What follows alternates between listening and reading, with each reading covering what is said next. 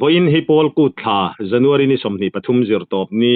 kumsang ni somni parukania kan channel thir tu le ngai thatu zong te du sakna chi bai kan buk chawani van doi thak takin ni min ni nga ni khan south lungphera pickup che sualin akhal tu aboral ni in thu kan donga hemi chungchanga thil thlen dan chiang zo ka se turin tu na hian pukerin thara south lungpher khuwa kan bedon ani puthar chi bai le chi bai le kha in khorama nimin khan accident omin akhal tu kha thi ti te po kan lo ria a kha thil thlen dan kha kim changin mi pui riat turin report min pe theyem pe theye nimina lungpher ram chung motor accident hi Assam registration ania akhal tu hi Anwar Hussain kumsom le pakua mi ania apa hi Asap Ali antia Karimganj district mi ania an motor number hi pick up ania an registration number hi AS 10BC 01502 ania an hi danin thole zan kha ni lai zan zo kan chu lungtiana an riaka ani hi heti lai vel khorang ranga bungrosem kwal ania lungtiana ni lai zan riakin nimin ni lai thotan kha chonu her heta lungtian chu sanin an soidanin vom buk lampan tur niom takani chu lungpher thlen ma lungpher atanga kilometer sari velaniang ta kon kong thanga tan diama driver chuanga ama hi ahmuna aboral ngal an accident thu hi lungpher atanga enge munphia kekten an siatin an wangai vena ti chuan khosung lama information te ron pein wele te tan khomin an zu boi puita ani an accident hun takhi dar ni le minute som ni le panga vel ni dar ni le minute som ni panga alum thuyem lum thui ve khop mai meter za chutinga nga meter za chuang a khamem kham te reng mai accident na mun hi mun oi lai tak aniamo ong kual tak a motor po a chek viu don ani mo chekop mai motor po driver kha khoila yange a ruang kha khu ta alum motor a emi nge avor chuak motor sakloka alo motor tangna vor chuak ani ringa mo alum pui fe nuwa mo ani chu van doi thak em enge muna khan ka po chon lawa boral kha ani a hliam tor dan vel a hliam hanti ila a mel te mu se om lutuk ang chi te ni engtiang enge thi chan om ang deuh te a mel mu se om in om lo mo alanda na chuan kon lama tang mu the a chuan hliam chu tianga mu tur om lo wa a bek vel hitlem aduk deva amaro chu aring hi akiak ni kan ring bera hetia kan nan choi son hi hong hi akhep nok themo aring akiak ni an ring deu bera akong ru te po hi at kiak tela lo tia ring pol te ponom thawamo asoi satu amuna tanga humin accident atanga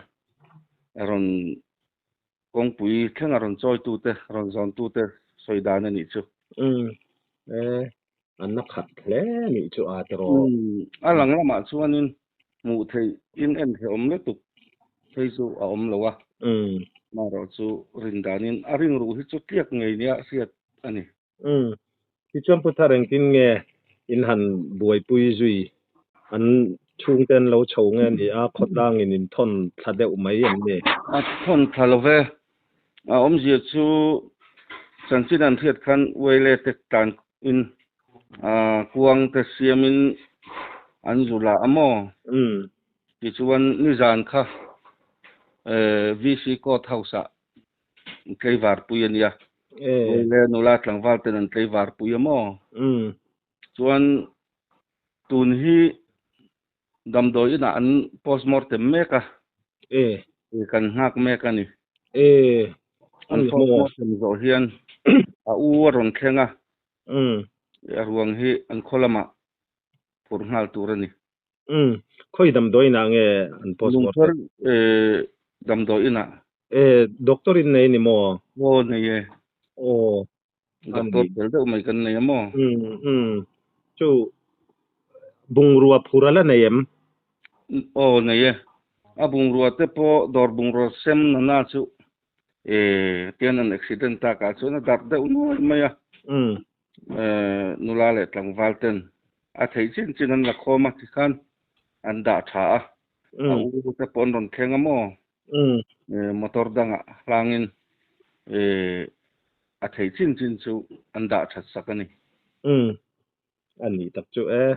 south lungpher khotlang in buain in ha don hle mai in tlom ngai na a fakom ka ti hle mai chu bungrua namdang ani chungin ni jan lama te a bungrua in han sang hoi sak pi alama in han lumen puya in tleivar puya ni a thalai te po khotlang soi tu te in fakom hle mai yanga hian zonun zemoi tak mai alo lang chuak thina namdang tan hian an lom thiam tura te po kan nga ya le mai ti kha a thian te pon lom khop mai mo motor khachu alak chua dan chungchang enge thu thara omem voina in hnuk chuak an hnuk chuak ngal don nge lat ruam man ang mala siam om lo mo a chan chu anei tu te hian in insurance te po an claim du theya an mani lama tanga ruam man ang ma an la siam ma chu la khoi lo wilan ti de wa khotang soi tu ten mo ani an la ngoi kan la ngoi top mai ni ni kha khachu a nei tu te pon an insurance te ti ani dong khachon an buai pui anga tu lang te pon khotlang in la pui zel tura te po ngai tai la tara ni an la pui zel tura kan ngai kha puthar south lungpher ti kha ani deuh khering ka sia lungpher hi mun ni a om ti na ni em not lungpher om bokamo south lungpher kan nia in khot chanchin tlang pui te po kha enge ineng zat vel nge ni ati te khamin han fil thayem kan khu hi itzathum chal kan nia mo kan om na mun hi tam takin an thelo mai theya Mizoram tlang sangber khongpui tlang hnoi chi om hi kan nia mo Longtai district om kan ni lo cha kom hle mai khono tok takani thon chu thingtlang la kon lian kan han ti mo ni engpo ni selakha in tlom ngai na fakom kan ti hle maya report po a fel fa ya kan lom khop maya report min pe ka khan han soi mai emoni lo po in a nu kharna na han soi le du sim te inayem ha ba ka chu han soi tur omin ka helo mo amaro chu motor ber hi khutiram noi omrang chu khotlang soi tu te VC le oile lam te point an ngai sak khop maya an ngai vena ang tinge kan ti ang ama lama han lak suwa sak te po thalomi ten tia ma se an mani lama tangin engani ruaman na kan lo la sia manga chuti huna chon min la boi pui don nia an tia kutikhuan kan hak top mai ani tin kan soi bel do chu tun hi postmortem an nei meka mi pui kotang nu le pa tam takin an hak deuh thup mai mo namdang mani se kan Christian pui vani chialo ma sela kan mi khing pui ani na zona khong ai tu le lai na tu anga khop maya puan te pon ang maza tin an tu mamo an Christian in song bol dan ang deuh tak takin in tuar pui dan angin anin tor pui a hian postmortem te zowanga nu le pa tam takin ti hian an ha ka an thaliam ve phot don ani alop om khop mai kong le lama chuanin namdang an ni na enge ni en liam mai lovin kan mi khing pui ni na za sak le khong ai na nein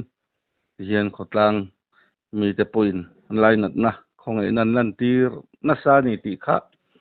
kan sai bel du ra mani ni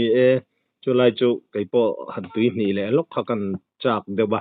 ti anga namdang te mu a kan chet da na hi amoya a chuan ma kan tlom ngai na hi kan von nun je la kan Christian nun je moi namdang ina minron mu thei akan lan ti ra hi aro pui katia South Lungpher khotlang in fak om hle mai ti kha nu kharnan kan mang ve le du ni kha report fel fai thatak main min pe a kan lom nu tu ke o mole kan lom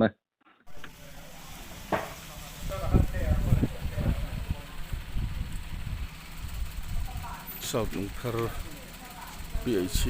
PHC ani un hi Lungpher daya accident na boral ta Husena postmortem meka hian police in bunhaya le wele khoi tu le BC te in hak meka ni hi South Lungpher PHC ania itun hi kan South Lungpher daya motor accident aboral ta Karimganj district kami postmortem meka hian ngak meka ni ai mi thok tu ten nia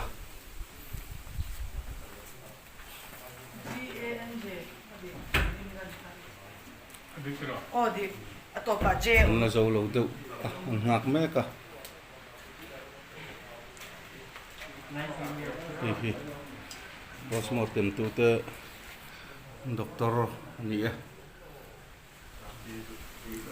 police lamte poinan ngaka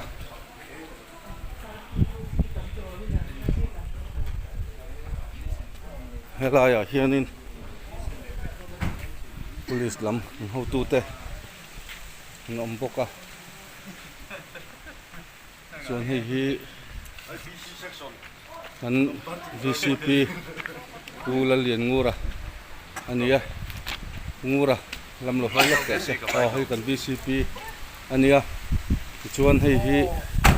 an waile president pukap sang ania hi boi pui tu ten nia hi tun paper work an boi pui meka sign a death certificate các chỗ tốn hi online này được te anh này chuan hin hay là mà hiền thiền te lệ hậu hiền thiền te nia police làm tập pui thì hiền anh bồi pui mẹ cái này gol pui mau si nia anh hiền thì hiền anh bồi pui mẹ bọc anh